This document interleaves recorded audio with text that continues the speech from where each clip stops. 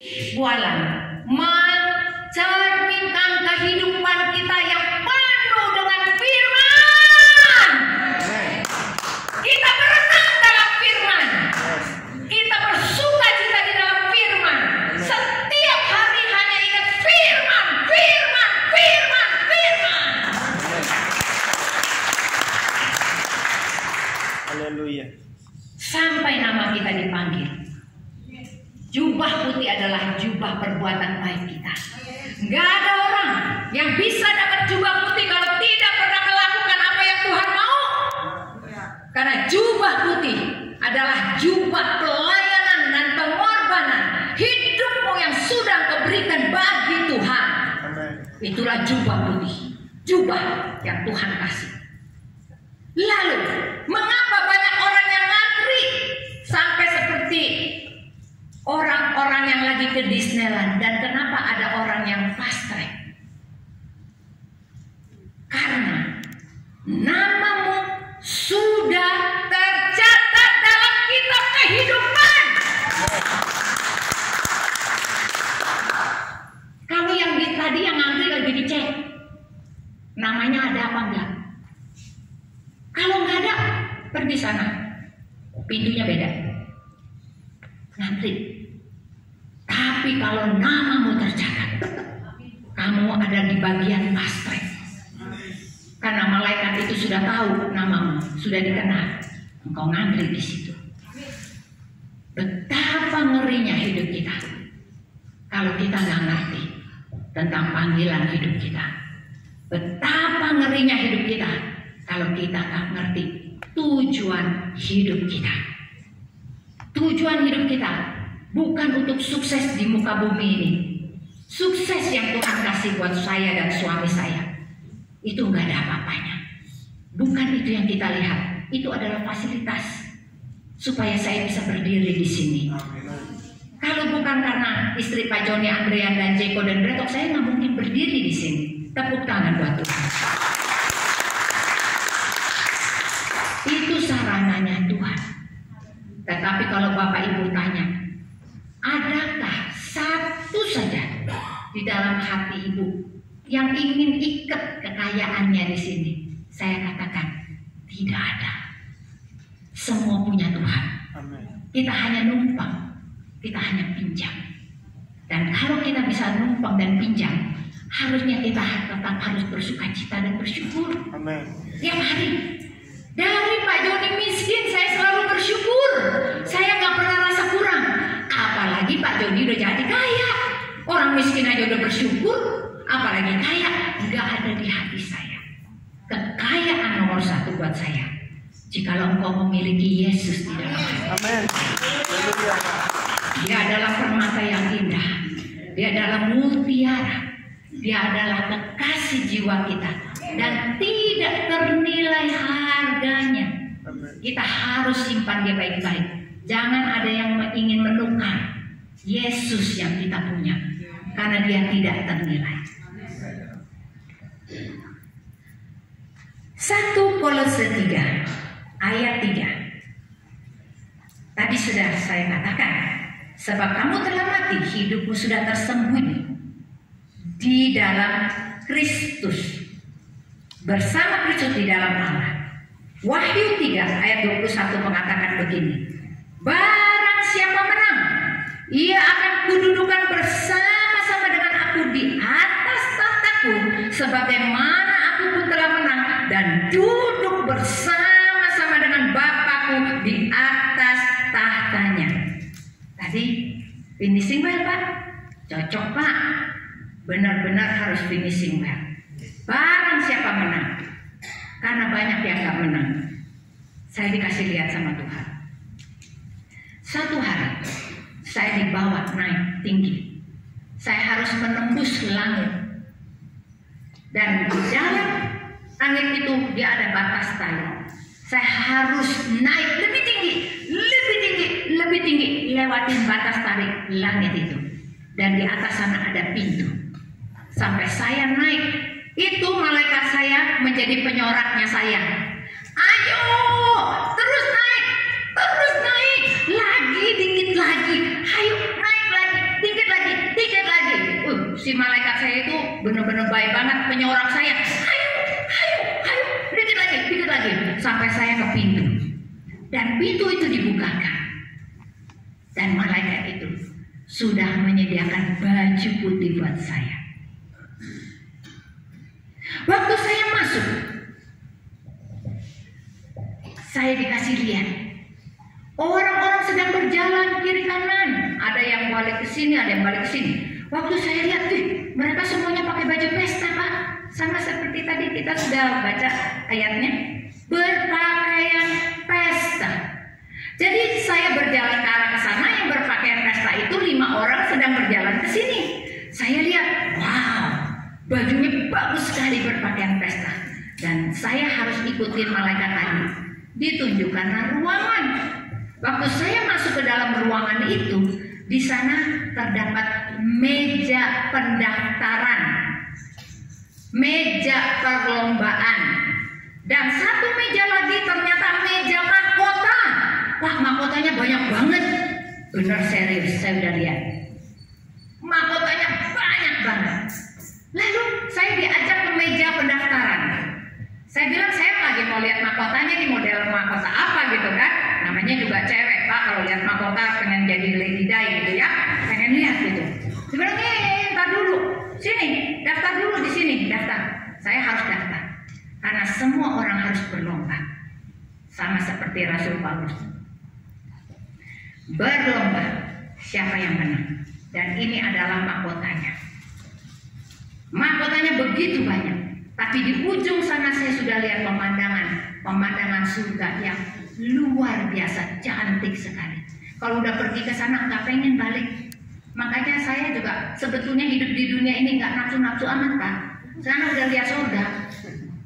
Pengennya cepet balik ke sana, tapi Tuhan nggak kasih, saya buru-buru balik. Heran tuh, pelit banget ya. Padahal saya bilang saya pengen cepet balik, tapi mungkin Tuhan bilang tugas gue belum selesai. Engkau harus berbicara tentang ini untuk semua orang supaya tahu. Jadi itu meja perlombaan benar ada, Pak. Pendaftaran dan mahkota. Lalu saya diajak keluar. Tiba-tiba yang 5 orang tadi balik lagi. Kan saya udah keluar, berarti arah balik dong ya. Kenapa yang 2 orang pakai baju yang di tengah, 3 orang pakai baju lusuh?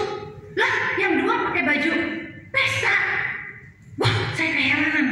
Kok bajunya compang-camping begini? Orangnya yang tadi aku lihat pakai baju pesta, sekarang pakai baju compang-camping kayak begini. Saya kebingungan. Tapi itu benar yang saya lihat. Ternyata enggak semua orang finishing well. Enggak semua orang itu menang. Enggak semua orang itu berpakaian pesta.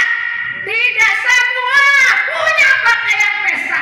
Karena pakaian pesta itu bisa berubah menjadi pakaian yang buruk jika engkau tidak setia, jika engkau tidak melakukan apa yang menjadi kehendak Tuhan sampai akhirnya.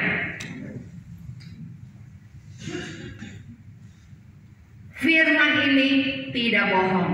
Saya sudah dikasih lihat. Barang siapa menang, ia akan kududukan bersama-sama dengan aku di atas tahtaku, sebagaimana aku telah menang dan duduk di atas tahta Bapakku. Berarti kita akan memerintah bersama-sama dengan Tuhan Yesus pada masa kerajaan 1000 tahun nanti. Kita akan memerintah bersama dengan Dia. Jadi kita harus sungguh-sungguh sekarang. Itu yang memotivasi saya.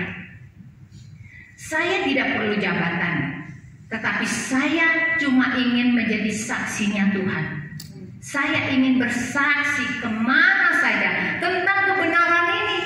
Lalu saya mulai bertanya, Tuhan, apa cuma Engkau bicara cuma sama aku saja? Kenapa Engkau tidak bicara kepada yang lain? Yudas 1 ayat 20. Allah Kudus engkau mati, benar-benar mati. Kita manusia hidup, tapi sebetulnya kita mati. Karena kita sedang berjalan dalam kegelapan dan ujungnya adalah neraka. Terakhir saya sharing tentang neraka. Tuhan membawa saya ke neraka ke-7. Saya tidak ngerti apakah benar neraka ada layernya, tapi mungkin iya, ya. Lalu waktu saya turun ke sebuah terowongan itu gelap dan isinya adalah air. Saya turun bersama dengan air. Ingat tadi saya berenang-renang dalam air, berarti saya turun bersama dengan firman. Saya nggak sendirian, saya turun bersama dengan firman. Lalu pada saat saya sampai ke bawah, di sana gelap gulita. Yang ada cuma malaikat saya, karena dia terang, malaikat terang, dan sudah pegang baju putih lagi di tangannya. Lalu dia meminta saya untuk ganti baju saya yang basah tadi dengan baju. Lalu kemudian saya mulai ingin mengganti di ada 2 ruangan ganti yang ditunjukkan, yaitu yang satu isinya setan, yang satu lagi setan juga. Gak ada pilihan lain, saya masuk berhadap-hadapan dengan si setan. Lihat-lihatan, dia lihat saya lihat dia juga. Dia ganti lagi mukanya serem-serem, saya lihatin juga.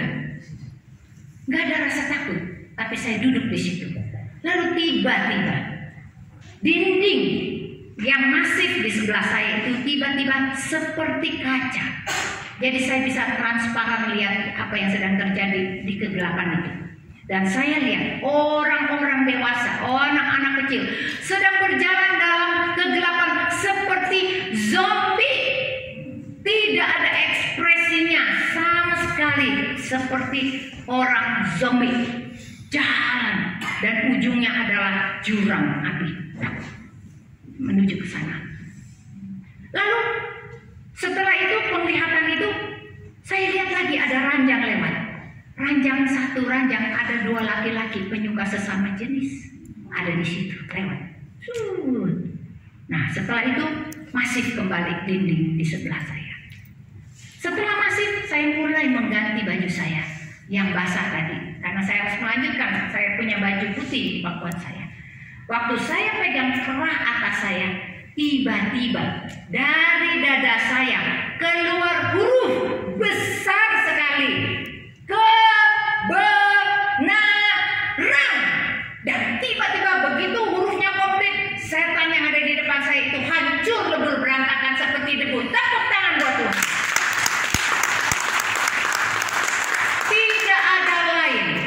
Yang bisa mengalahkan iblis kecuali kebenaran.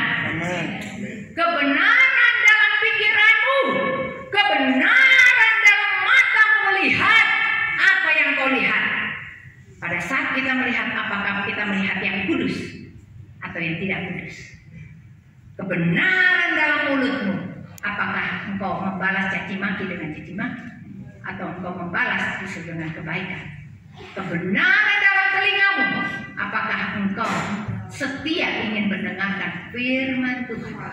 Dan apakah kebenaran dalam hatimu, dalam engkau membalas kejahatan dengan kebaikan? Dan kebenaran dalam tanganmu dan kakimu berjalan, semuanya lurus mengikuti apa yang Tuhan mau, tidak ke kiri, tidak ke kanan. Itu namanya kebenaran. Setelah itu saya melihat diri saya sudah berpakaian putih. Dan saya lihat ada cincin di tangan saya besar. Dan ada sepatu perak di kaki saya. Dan malaikatnya itu lagi betulin sepatu perak saya yang satu. Saya lagi dia nunduk-nunduk di situ. Saya tanya sama dia, ini kenapa sepatunya harus dibetulin? Saya polos-polos aja gitu. Saya tanya, dia bilang supaya kamu enak berjalan di neraka ke-7. Bayangkan Bapak Ibu, saya harus berjalan di neraka ke-7. Saya tanya, siapakah mereka Tuhan? Siapakah mereka Tuhan? Siapa yang aku harus berjalan di neraka ke-7? Tuhan menjawab, mereka adalah orang-orang yang masih hidup, tetapi mereka jiwanya sudah menuju ke neraka. Saya harus kabarkan ini untuk mereka semua, supaya mereka boleh selamat. Ternyata Tuhan kasih saya baju putih, Tuhan kasih saya otoritas cincin meterai, Tuhan kasih saya sepatu perak, supaya saya rela melangkah kemana saja Tuhan tunjuk saya mau pergi. Saya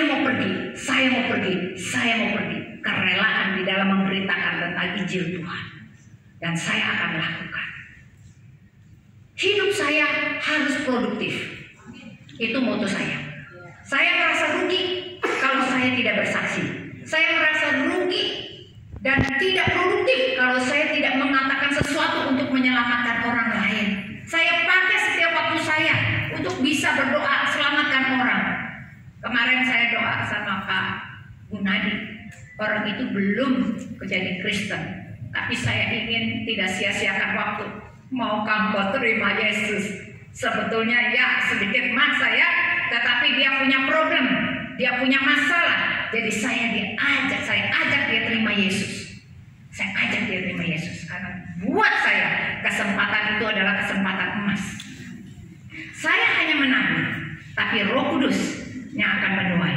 Roh Kudus yang akan mengerjakan segala sesuatu nanti. Saya tidak peduli karena saya sudah lihat. Saya waktu umur saya 20-an, saya itu masih belum tahu cara menginjil karena saya tidak sekolah dan tidak tahu apa-apa, tapi saya punya hati cinta sama Tuhan. Saya punya akal. Saat itu saya menjadi beautician dari Pola Kosmetik. Saya keliling rumah tetangga saya ketokin rumah tetangga saya satu-satu. Saya bilang, Jim, mau facial nggak, Jim? Facial gratis, Jim. Tiba-tiba ibu-ibu kalau dengar facial gratis langsung kupingnya gede ya. Langsung, oh silakan masuk. Saya dibawa ke kamar tidurnya, dia sambil tiduran, saya pencet mukanya itu ya, sambil saya cerita tentang Yesus. Saya bilang, Jim, terima Tuhan Yesus, Jim. Siapa itu Yesus? Oh, Yesus itu juru selamat, Jim. Dia adalah Tuhan. Kalau kita percaya, kita masuk surga, gini-gini. Saya ketokin tetangga saya satu-satu. Dan saya ceritakan tentang Yesus. Padahal saya masih belum tahu. Saya nggak ngerti 1980. Masih belum ada gereja apa-apa. Masih belum tahu juga Roh Kudus apa. Nggak ngerti apa-apa. Tapi saya punya sesuatu di dalam hati saya. Ingin mengabarkan Injil buat orang lain. Saya lakukan. Dan ternyata apa? Tetangga-tetangga saya yang encim-encim itu semuanya sudah diselamatkan oleh Tuhan. Saya lihat usaha kita nggak sia-sia. Walaupun saya nggak sampai pimpin dia sampai di gereja, tapi dia akan cari gereja. Amen. Dia akan cari gereja. Saya tutup dengan satu cerita. Waktu saya menikah sama Pak Joni, saya tinggal di Green Garden. Rumah saya 8x18, 144 meter, dan 2 kamar. Saya punya tetangga, ngecek. Saat itu papahnya Pak Joni masih hidup. Dia meninggal umur 65. Anak saya waktu itu masih baru 1 tahun. Lalu saya masih make up pengantin di Mangga Besar, Lokasari, dan setiap pulang saya beli roti. Di Hook itu ada roti sweet. Gereja loh, tepuk tangan. Karena saya setia untuk memberikan mereka roti. Dan satu hari Tuhan memberkati saya dengan rumah lebih besar, 500 meter. 1990 saya pindah. 1992 saya pindah. Nah, si Enceng merasa kehilangan saya karena nggak ada yang kasih roti lagi. Jadi waktu saya pindah saya lagi sibuk banget beresin kamar, barang, semua. Saya lupa sama si Enceng. Ya, si Enceng nyariin saya.